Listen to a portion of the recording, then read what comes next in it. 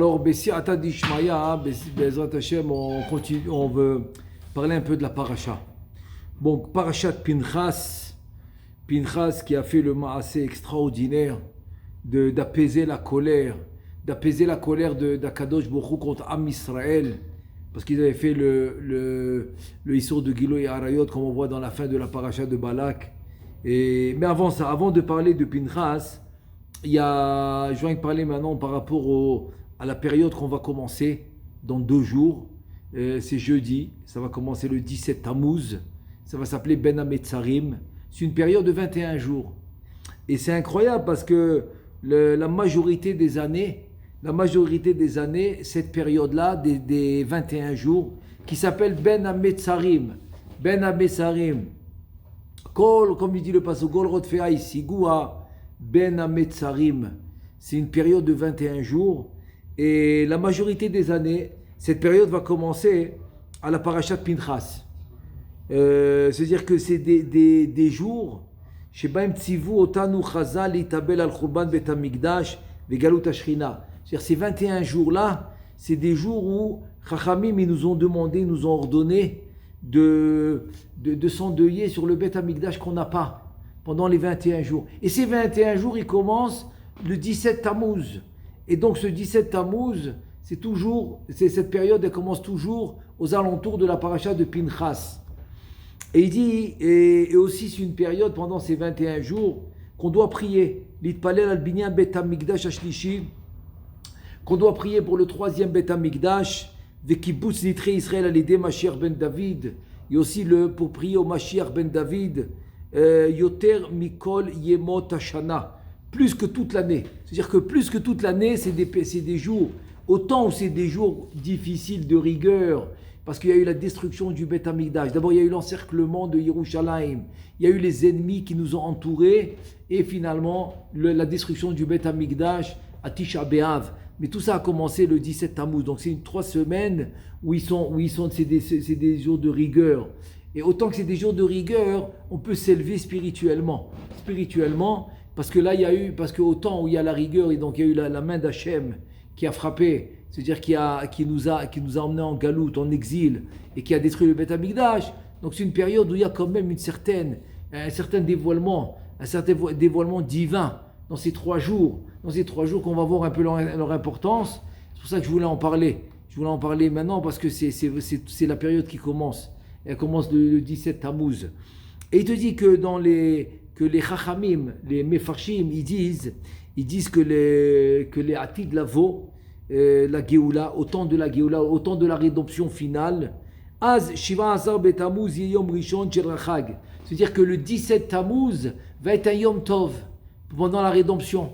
Le 17 Tammuz c'est un Yom Tov, et Tisha B'Av, il va être le dernier jour de fête. C'est comme je dis, premier jour de fête, c'est le 17 Tammuz, dernier jour de fête, c'est Tisha B'Av. Et tous les jours du milieu, si on a 21 jours, donc tous les 19 jours du milieu, entre le 17 Tammuz et Tisha B'Av, ça va être Chol HaMoed.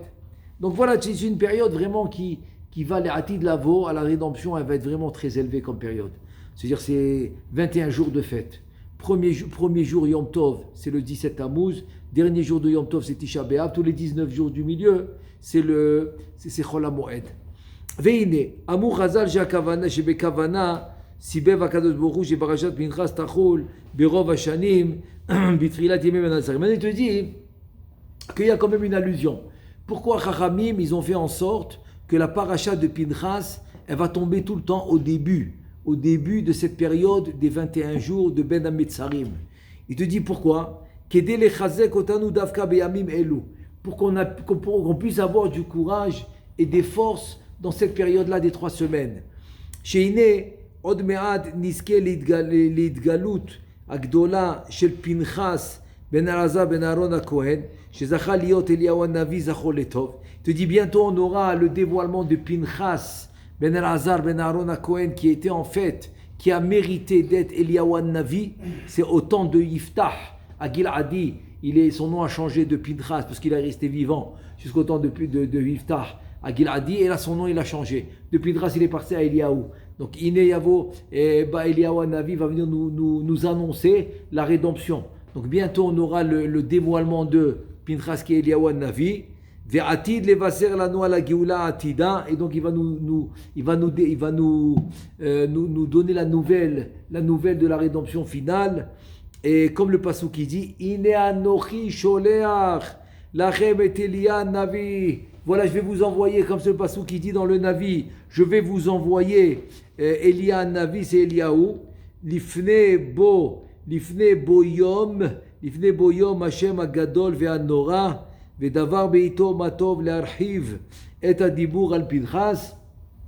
c'est le moment de parler de Pinchas. C'est le moment de parler de Pinchas puisque c'est par lui qu'on va nous annoncer. C'est par lui qu'on va nous annoncer la rédemption finale. Et donc notre paracha elle s'appelle à part le mot Pinchas qui commence le pasuk Pinchas ben Azar ben Al-Kohen, c'est le début de la paracha. Il te dit à part ça, la paracha elle s'appelle Parashat HaMoadim. C'est la paracha des fêtes. À la fin de Pinchas, il y a toutes les fêtes. Toutes les fêtes de l'année, ils sont dans cette paracha. Il te dit pourquoi?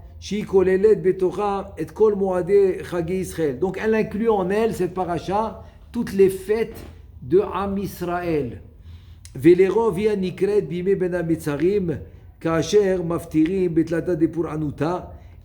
justement maintenant cette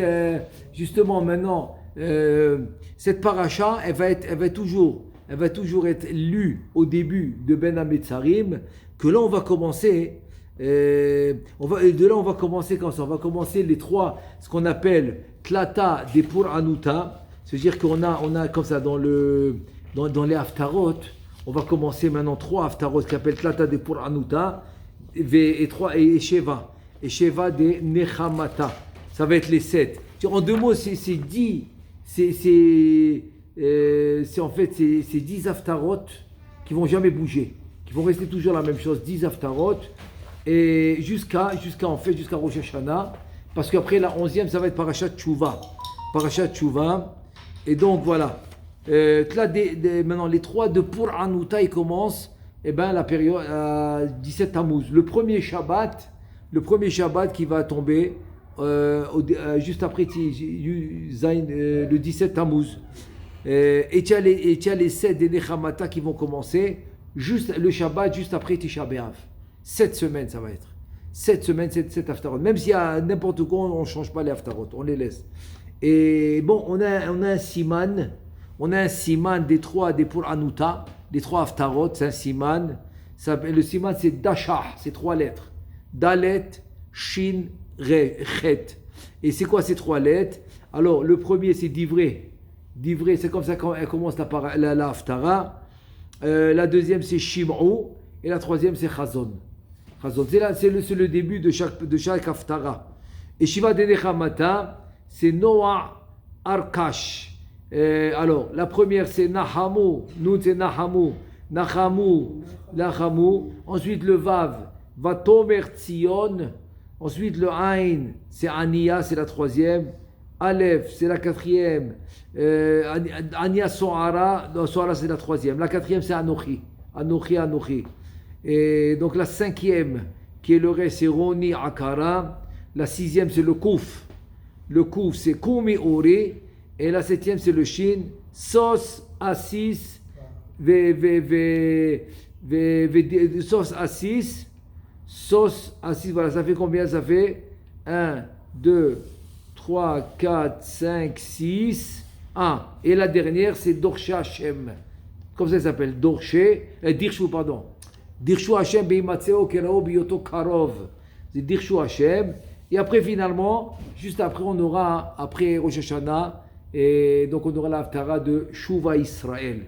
C'est la Haftara d'Aseret Yeme Tshuva. Et ça, donc, on va être obligé de les dire. Et donc, maintenant, ces Haftarot-là, ils vont commencer. Le premier Shabbat qui est juste après le 17 Tammuz. Comme ce Shabbat qui vient maintenant. C'est Parashat Pinchas. Donc, Parashat Pinchas, en fait, va débuter ces Haftarot-là. Voilà. Donc, on a dit que c'est ça. Non, mais non. C'est quoi la raison? c'est quoi la raison qu'on doit faire ces haftarot-là? Il te dit, Omer Rabbi Yitzhak Levi mi Bardishov Zia, Rabbi Yitzhak Levi mi Bardishov, Alav Shalom, il dit comme ça. Il dit les filles chez Beyamim et Yisrael mitlablim al Khurban Bet Hamikdash. C'est-à-dire que dans ces 21 jours, l'idée c'est de prendre un peu le deuil sur la destruction du Bet Hamikdash. Veyeter tsarot vexerot shir'u bahem. Et aussi inclure toutes les tsarot, tous les malheurs, tous les que les Juifs ont été persécutés, etc. Cette période-là, tout ça, en fait, c'est le moment. C'est le moment de prendre un peu le deuil sur ça, de ce qui s'est passé dans Am Israël. Maintenant, le fait que quoi? Le fait que tu vas commencer maintenant à être endeuillé pour tout ça, hein, donc Chas Veshalom, il y a une possibilité que l'homme il va tomber dans le Yi'ush. Le Yi'ush, c'est la déprime. Il va tomber dans la déprime. C'est pour cela, les fikar. לפיכך תקנו לקרוא פרשה זו שהיא פרשת החגים והמועדים להפיק את צערם ולחזק את תקוות הגאולה. Donc c'est pour ça que finalement on va commencer cette période avec Parashat Pinchas, que Parashat Pinchas qui a fait ce ma'aseh incroyable, et aussi que c'est la parasha des Moadim, des fêtes. Des fêtes, c'était pour remonter en fait, pour remonter le moral de Am Israël au début de cette période des 21 jours. Et là, il ramène un truc incroyable, un truc sympa. Il dit que Rabbi Pinchas Halevi Horvitz, il te dit, lui, Ayadoua Beshem Ba'ala Fla'a. Son livre, il s'appelle Ba'ala Fla'a. Et lui, donc, il était rave au début, quand personne ne le connaissait. Et dans un petit village, Bépoline, dans le pays de Pauline. Et là-bas, sa situation était très, très, très, très, très juste. Donc, il n'avait pas beaucoup de parnassa en 2 mots. Donc, il vivait très, très, très juste avec Dochak. Et après, quand il a été choisi pour être le grand rave de la grande ville en Allemagne qui s'appelle Francfort, c'était une grande ville, quoi. C'est-à-dire que là, le salaire, il a complètement changé. Donc, il a augmenté le stade de vie qu'il avait. Et donc, il a commencé à vivre un peu plus avec abondance. Et là, un jour, il rencontre un ami qui le connaissait quand il vivait dans les jours où il était pauvre, il n'avait pas beaucoup de choses. Il lui a dit, écoute, est-ce que tu te rappelles les jours, comment tu vivais avant? Tu étais un pauvre et aujourd'hui tu vis, Baruch Hashem, l'abondance. Et donc il voulait lui remonter, quoi. Il lui dit, Baruch Hashem, tu vas faire Mizmor Letoda, que tu es passé d'un niveau à un autre. Et qu'est-ce qu'il lui répond, le Sefer Afla, le Rav? Il lui dit, écoute bien. Lui dit, ça me rappelle le minhag qu'on a de lire Parashat Pinchas. Il dit, ça me rappelle le minhag de lire Parashat Pinchas au début de Ben Hametzarim. Pourquoi au début de Ben Hametzarim? Parce qu'il te dit, Ilu Kishim et Atika et Mekoma inikret bime achagim ve'amoadim shehem yeme simcha ve'shefa. Ça veut dire que quoi? Que la même parasha, quand tu vas la lire au début de cette période de Ben Hametzarim, donc ça va être triste. Voilà, c'est-à-dire un Metzar, c'est une période triste. Tu vas lire cette paracha dans cette période. Mais si maintenant la même paracha Pinchas, tu vas la lire au moment des fêtes comme à Pessah, on va lire de parachat Pinchas ou comme à Sukkot ou comme dans les fêtes. Dans les fêtes, on va toujours lire un passage de parachat Pinchas parce que là-bas il y a toutes les fêtes. Donc finalement, cette même paracha, tu vas la lire dans un moment de simcha, dans un moment de revar, dans un moment de grande joie, dans un moment de grande joie. Donc voilà, ça c'était rien qu'une petite introduction par rapport à la paracha de Pinchas qui va nous, sinon en fait c'est une allusion pour qu'on va débuter ces 21 jours. Là maintenant on va donner un petit chidou sur la paracha, que quand c'est écrit, donc je relis le premier pasouk, Pinchas ben Elazar ben Aaron Kohen, et Shividcha matim al ben Israël bekano et kinati betocham, velochilité ben Israël bekinati, ça c'est le pasouk 11 du chapitre 25. Et après qu'est-ce qu'il nous dit? Vaikach romah beyado. Et donc Chachamim nous dit qu'il a pris un risque, Romah sans le vav, c'est Ramah. Ramah c'est 248. C'est-à-dire, il a pris un risque, il a mis en danger ses 248 membres. C'est ça, Vaikach Romar. Romar, en fait, en hébreu, c'est l'épée. C'est l'épée. Vaikach Romar, c'est l'épée. Mais en fait, l'épée, Romar, sans le vav, c'est même lettre que Ramar. En 2 mots, il a pris le risque, il a mis en danger ses 248 membres. En 2 mots, il a apaisé la colère d'Akadosh Baruch Hu. C'est un truc incroyable. Il a apaisé la colère d'Akadosh Baruch Hu. Et Ora Chaim Akadosh, il dit, qu'est-ce qui apaise la colère qu'est-ce qui va apaiser la colère d'Akadosh Baruch Hu? Il dit, le Ora Chaim Akadosh, 3 choses. Bekano et Kinati Betocham. 3 choses. Bekano, c'est qu'il a fait le maasé lui-même. Il n'a pas envoyé quelqu'un d'autre. Donc il l'a fait lui-même. Et donc c'est ça. Donc ça c'est une des 3 choses qu'il a fait. Deuxième chose, ça c'est Bekano. Bekano, il l'a fait lui-même. Kinati, il l'a fait pour moi. Lishma, il n'avait pas d'intérêt. Ça c'est Kinati. Bekano et Kinati. Betocham, il a fait Pumbi, il a fait en public. Donc il avait Kiddush Hashem. Il a fait Kiddush Hashem. C'est les 3 choses. Donc c'est les 3 choses qui vont apaiser la colère d'Akadosh Baruch Hu. Bon, à part ça, qu'est-ce qu'il a fait? Velo Chiliti. C'est-à-dire grâce à ça qu'il a apaisé la colère d'Akadosh Baruch Hu. Donc il n'a pas anéanti le peuple. Mais une chose n'a rien à voir avec l'autre. Le fait qu'il a apaisé la colère d'Akadosh Baruch Hu, c'est un maasé en lui-même. C'est une action en elle-même qu'il a fait Pinchas. À part ça, la conséquence, et donc j'ai pas anéanti le Am Israël.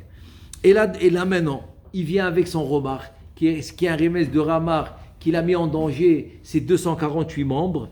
Et donc grâce à ça, ça c'était en fait le Bekano, qu'il a fait lui-même. Donc il a apaisé la colère d'Akadosh Baruch Hu. Maintenant, Ra Pinchas, Oto Maaseh Veniskar Alacha. Chachamim, ils disent que Pinchas, il a vu le Maaseh de Zimri ben Salou, qui est parti avec Cosbi Batsour, et c'était une Goya, avec une Goya. Et quand il a vu ça, Pinchas, il s'est rappelé d'une halakha. Amarlo, Pinchas le Moshe. Pinchas, il vient chez Moshe, lui dit, attends, je comprends pas. Mais Kublani Mimcha, j'ai appris de toi. Moshe lui dit, mais qu'est-ce que tu as appris de moi? Haboel Aramit Kanaim Pogimbo. Quelqu'un qui va avec une Goya, Kanaim, ceux qui veulent venger la vengeance d'Hachem, ils peuvent aller le tuer. Ils peuvent aller le tuer, oui, c'est une halakha. Et puis Pinchas il dit à Moshe, mais attends, mais c'est toi qui nous as enseigné cette halakha. Kanaim, Aboel Aramit, Kanaim Pogimbo. Vechen limatanu keshiyarata misinaï. Tu nous as enseigné ça quand tu es descendu de Sinaï. Quand tu es descendu que tu as ramené l'étape de la loi. Amarlo Moshe. Moshe, il répond à Pinchas, il dit, écoute, Akore Aïgere, c'est toi qui as lu la lettre, c'est toi qui as rapporté la halakha, c'est toi qui t'es rappelé de la halakha. Ye'ase ha-shaliach, que toi tu deviens le shaliach, à toi d'agir. En 2 mots, écoute, tu t'es rappelé de la halakha, tu nous as mentionné la halakha, tu nous as rappelé la halakha, c'est à toi d'agir. Donc c'est toi qui deviens le shaliach. Donc celui qui lit la lettre à Kavana, celui qui a dit la halakha, c'est lui qui va agir et c'est lui qui va faire la mitzvah. Maintenant, il y a une question. V'yesh lish'ol madua kasher iskir Pinchas de Moshe shaboel aramid kanaim pogimbo lo tziva Moshe l'orgomiyad. Il y a une question. Maintenant, quand Pinchas il vient, il dit à Moshe, écoute, tu nous as enseigné une halakha que quelqu'un qui va avec un goy, as kanaim pogimbo, ceux qui veulent venger la vengeance d'Hachem, ils vont venir le tuer. Pourquoi Moshe il dit pas à Pinchas va le tuer? Qu'est-ce que Moshe répond à Pinchas? Il lui dit celui qui lit la lettre, c'est lui qui devient le shaliach. Pourquoi il lui répond comme ça en détournement? Il a détourné, il lui répond comme ça je sais pas moi, comment tu appelles ça? Il lui répond pas direct. Pourquoi il lui dit pas oui, Pinchas, va le tuer? Question ou pas? Pourquoi Moshe il dit pas à Pinchas directement d'aller le tuer? Il lui dit Ella, voilà la réponse. Ella omnam adinu shetzarir l'orgo aval enzu mita amesura la bedin. Donc finalement la réponse c'est la suivante, c'est que oui c'est vrai. C'est vrai que la halakha, qu'il faut le tuer, oui. Mais c'est pas c'est vrai, la halakha il faut le tuer. Mais c'est pas une mort qui a été donné au Beddin à juger.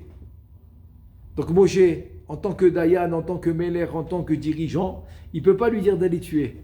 Pour que Moshe peut lui dire va le tuer, il faut que c'est une halakha dans le Beddin, il faut que c'est une halakha dans le Sanhedrin. Et là la Shamaim, mais c'est une halakha b'Shamaim. Dans le sens que je peux le faire, mais de moi-même. Pas qu'un Dayan ou un Rav il m'a dit d'aller le faire. Voilà, que je dois le faire tout seul. Chez Milema'la, Yesaveu lo mita. Ve'im shoalim et beddin.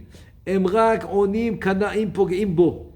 Donc, si maintenant quelqu'un vient demander la halakha, comme il a fait Pinchas à Moshe, qu'est-ce qu'il lui répond? Il lui dit kanaim pog'im bo.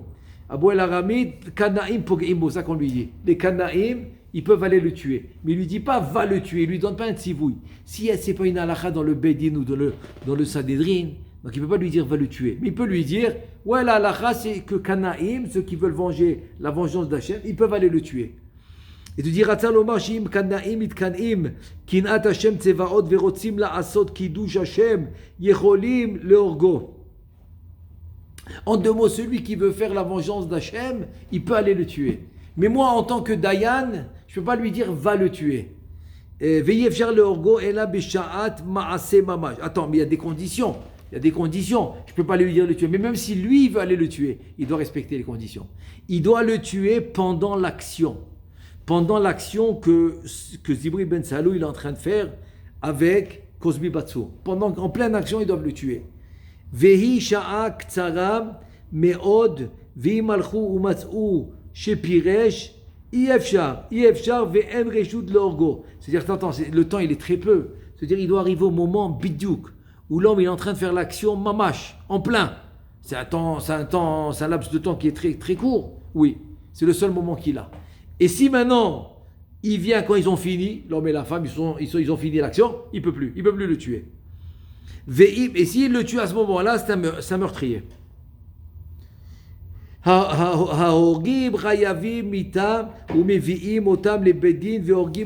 Donc celui qui l'a tué maintenant, pas pendant le ma'aseh, il est chayam mita. Il vient au bedin, il est chayam mita. Et si celui qui faisait l'action avec la femme, avec la goya, il a tué celui qui voulait le tuer, il est patour. Pourquoi? Parce qu'il est venu à un moment où il ne pouvait pas le tuer. Parce qu'il n'était pas en pleine action. מפני שטוען הבא להרג, השכם להורגו. ולכן את בדין אומרים לשום אדם להרוג את הבועל כדי שלא להכניסו בסכנה. Donc tu vois bien que le Bedin n'a pas le droit de dire à personne d'aller tuer pour ne pas le mettre en danger. אלא אומרים לו קנאים פוגעים בו, ומי שיש לו רצון גדול ואהבה להשם יתברך לקנאות קנאת השם ולהכניס עצמו בסכנה להורגו. ולכן אמר משה לפנחס, כיוון שנזכרת בדין זה ויש לך רצון לקנוא את קנאת השם, עשה זאת, אבל אני איני גוזר עליך. Moshe lui dit écoute, comme je n'ai pas le droit de t'envoyer, qu'il y a des conditions à respecter, mais toi tu as eu l'envie maintenant, tu as ce chéchec d'aller, alors vas-y, je te dis pas d'aller, mais vas-y, je te dis pas de le tuer, mais vas-y, tu peux y aller. Aller, toi, c'est à toi de faire la mitzvah. Et là, il lui dit, c'est pour cela. La reine hineni notelo et beriti shalom. Donc, c'est quoi qu'il dit à Kadosh Baruch Hu qui va donner à Pinchas? Il dit, c'est pour cela que je vais lui donner le brit, le shalom. C'est quoi? Klomar eyod veu zacha leashkin shalom beni ou ben shalom beni ou ben Israël be'olam hazeh. C'est-à-dire, c'est quoi le shalom? C'est-à-dire, puisque quoi? Puisque j'ai mérité de préparer le shalom, de faire résider le shalom entre moi et entre Am Israël dans ce monde. Il te dit Hu atid liot Eliyahu Navi ou lashkin shalom beni ou ben Israël. Donc là, dit d'abord qui va le faire, c'est Eliyahu Navi qui va mettre le shalom entre Akadosh Baruch Hu et Am Israël. Veu yiyeh shaliach lebiat HaMashiach. Veu yiyeh shaliach lebiat HaMashiach, כמו שכתוב, הנני שולח לכם את אליה הנביא והשיב לב אבות על בנים ולב בנים על אבותם. C'est la suite du pasuk. Donc ça c'est la Atid Lavo. Donc c'est Eliyahu Hanavi qui va venir nous dévoiler, qui va venir nous annoncer la rédemption. Vekol zezara ba'avur haratzon כן, ומסירות, יפה. וכל זה זכה בעבור הרצון הגדול והמסירות נפש לעבודת השם יתברך. Il dit c'est incroyable. Il dit tout ça c'est grâce à la volonté et à la mesirut nefesh qu'il a eu pour servir Hachem. Pour Hachem il a fait ça. וזכה למה שלא זכה אפילו משה רבנו עליו השלום, שזכה פנחס להיות מלאך ולהראות, פנחס להיות מלאך ולהראות לנו שאדם אם יש לו רצון יכול גם להיות מלאך ולעלות מדרגה למדרגה. Ça veut dire quoi? Ça veut dire en fait l'enseignement c'est le suivant, c'est que vient Pinchas nous enseigne, écoute, si tu as du ratzon, le Zohar HaKadosh il dit que en davar omed lifna ratzon. Moi je le dis dans mes mots, c'est ce qui ressort du Zohar, qu'il n'y a rien qui va t'empêcher de faire si tu as une volonté ferme. Une volonté ferme, donc c'est sûr que tu vas réussir. C'est un davar omed lifna ratzon. Toute chose dans le monde, la volonté. Donc en fait, ça ne dépend pas de ta richesse, ça ne dépend pas de ta force physique, ça dépend que de ta volonté. Parce que c'est ta volonté qui va amener la réussite. Celui qui n'a pas de volonté, oublie, il ne peut pas avoir de réussite. Même s'il a des millions dans la banque, même s'il a tout ce que tu veux. Mais s'il n'a pas de volonté de réussir, il n'y a pas de réussite. Donc la réussite, elle vient par la volonté. Ça qui nous apprend Pinchas. Tous les miracles qu'il a eus, parce que lui c'est un Kohen, il avait 2 personnes dans son épée morts. Ben, ils ne sont pas morts tant qu'ils étaient dans son épée. Pourquoi? Pour ne pas qu'il reçoive la Touma. C'était un Kohen. Donc même le sang qui a coulé, il n'a pas coulé dans sa main. Il y a eu plein de miracles. Que la tente s'est soulevée, parce qu'il avait les 2 dans l'épée comme ça en l'air. Donc la tente elle s'est soulevée, tout le monde les a vus. Et donc tous ces miracles, et que toute la chevette, toi tu imagines c'est quoi? Toute la tribu de Shimon, ils étaient contre lui, ils n'ont rien fait. Ils ne l'ont pas touché, ils n'ont rien fait. Tout ça, c'est des miracles qu'il y a eu. Et bien, il te dit que tous ces miracles et toute cette réussite, elle est grâce à la volonté. Donc, une vraie volonté intérieure amène une réussite. Je donne un exemple. Il y avait une histoire qu'un enfant, il était malade, très malade.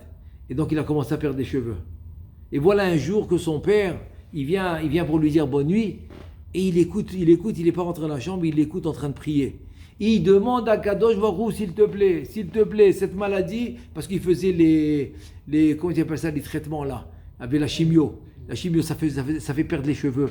Donc cet enfant commence à perdre des cheveux. Et le père, il entend l'enfant en train de prier. Il est en train de lui dire, s'il te plaît, Akadosh Baruch Hu, ne m'enlève pas les péotes.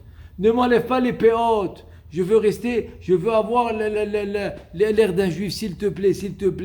Il a pleuré. Et ben après, les parents, ils ont raconté que Baruch Hashem, même que les cheveux sont tombés, après avec la chimie et tout, mais les péotes sont jamais tombés. Les péotes, ils sont restés. Regarde la volonté de quelqu'un, quelle réussite elle peut amener. Même des miracles comme ça. Alors que tous les cheveux tombent. Non, les péotes, ils restent. Parce que c'est la volonté. Donc c'est la volonté qui fait. Et il y en a, par exemple, ils font une affaire. Alors souvent la réussite, c'est par la volonté. Il y en a, maintenant, ils rentrent au Beth Midrash, ils voient des milliers de livres. Ils disent, c'est pas possible, c'est impossible. Alors qu'est-ce qu'il dit Shlomo Ameler?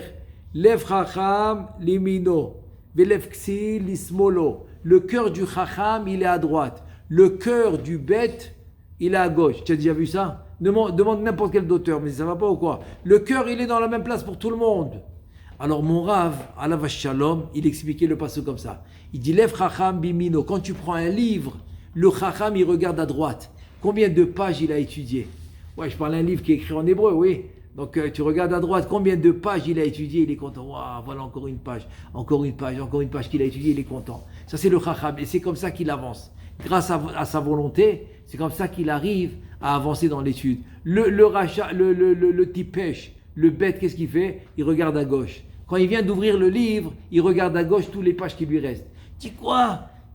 Combien de pages? C'est impossible, je ne pourrais pas. Il ferme le livre, il n'étudie pas. Donc c'est ça, lève Chacham Bimino. Il faut regarder à droite combien tu avances Et c'est comme ça que tu vas avancer. Et le tipèche et le bête, il regarde à gauche. Et c'est comme ça qu'il n'arrive pas à avancer. Donc finalement, la volonté, c'est ça qui va amener la vraie réussite. Que ça soit begashmiyut, que ça soit dans la vie de tous les jours, même dans la parnassa, même dans le monde matériel, etc. Mais n'oublie pas que c'est surtout dans le spirituel, dans Ruchaniyut, que la volonté va le faire réussir. S'il a une volonté de finir une Masechet, il va la finir. Il a la volonté de finir le chasse, il va le finir. Il a la volonté d'étudier le Zohar, il va le faire.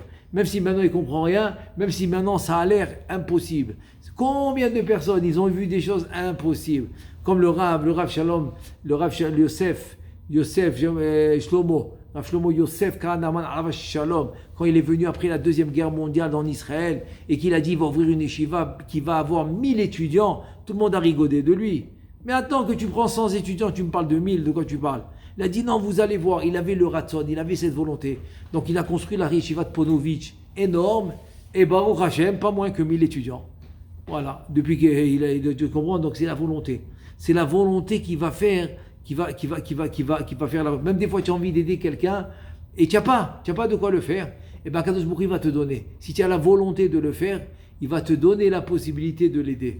Il va te donner la possibilité de faire ce que tu veux grâce à ta volonté. Alors Bezrat Hashem, c'est ce qu'on apprend de Pinchas.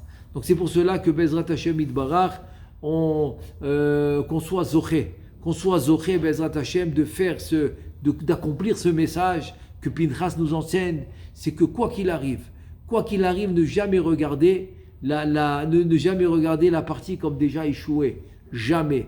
Toujours avoir de l'espoir grâce à la volonté forte. Grâce à la volonté forte que la personne est là, à Bezrat Hashem, il pourra réussir ce qu'il entreprend et il y aura siyata dishmaya. Baruch Adonai le'olam. Amen ve amen.